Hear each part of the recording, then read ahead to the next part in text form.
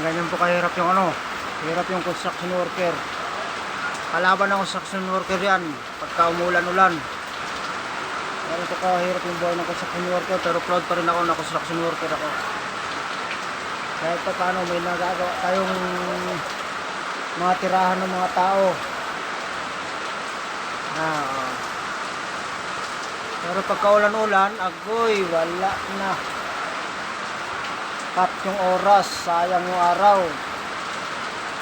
Pero wala tayong magagawa, mga kapatid, talagang ganon. Kailangan naman tuloy yung oras kahit na umuulan sayang na naman yung babayad ng nangyari sa atin ng kontrata. Buti kung kumpanya tayo. Sa kumpanya kasi once naka-in ka sa kumpanya, umulan man yan o umaraw, pag sa kumpanya naka-in ka, matik na po yung buo yung araw nun. Ano lang tayo kumbaga nasa mga bahay-bahay lang. Kaya pagka ulan na ganyan, cut yung oras.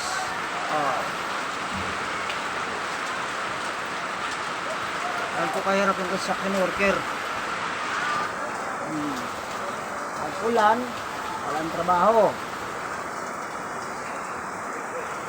Tigil. Maganda pa nga yung mainit matitiis namin Pero ganyang ulan, mahirap na. Mas mga kalaban yan.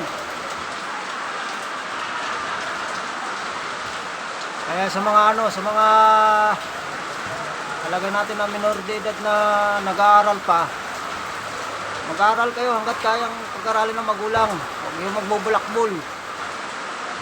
Pagka nagbulakbul kayo, tulad nito, ang pasok nyo, construction worker.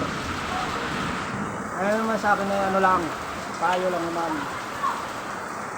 Kasi sa totoo lang talaga, kung kaya lang ako pag-aralin ng magulang ko noon, nag-aaral ako, ang problema wala wala rin pamparal, kaya natigil. Bagsak, construction worker. Pero proud ako na kahit construction worker, natuto ko. Saka mga kapatid, madali lang naman matuto ng construction worker kung gusto mo lang Diskarte lang kasi dyan, lalo na sa mga nag-uumpisa. Palagay natin ng mga labor o helper. Magtsaga lang kayo, panoorin nyo yung ginagawa ng mason nyo o yung skill nyo. Panoorin nyo, tandaan nyo. Pagka hindi nyo mag-gets, tanong nyo.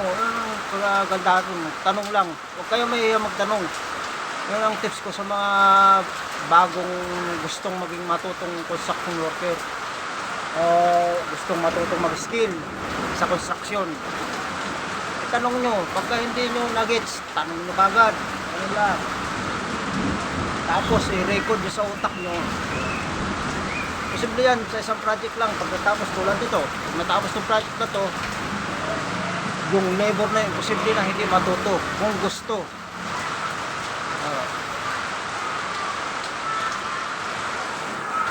Tulad kung medyo walang pinag-aralan, no choice tayo construction worker.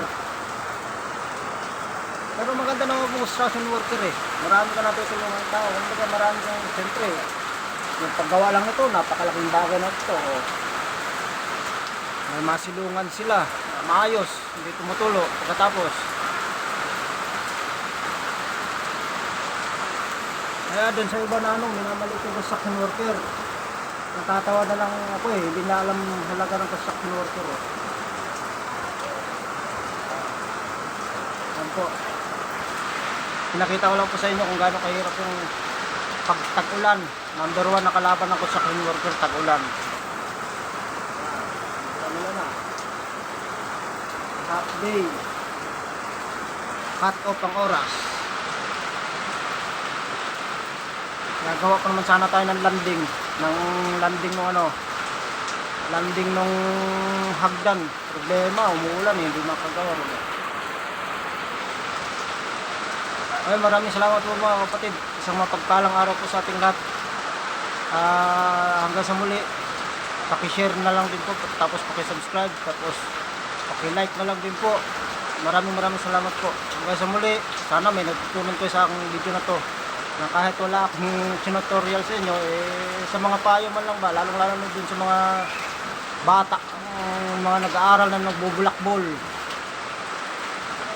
Hanggat maaari, hanggat kaya ng magulang na mag-aral, paralin kayo, sige mag-aral. Ayusin yung pag-aaral. Para naman, kumbaga, hindi tayo mahirapan masyado ba. Ay, maraming salamat po, hanggang sa muli. Next time.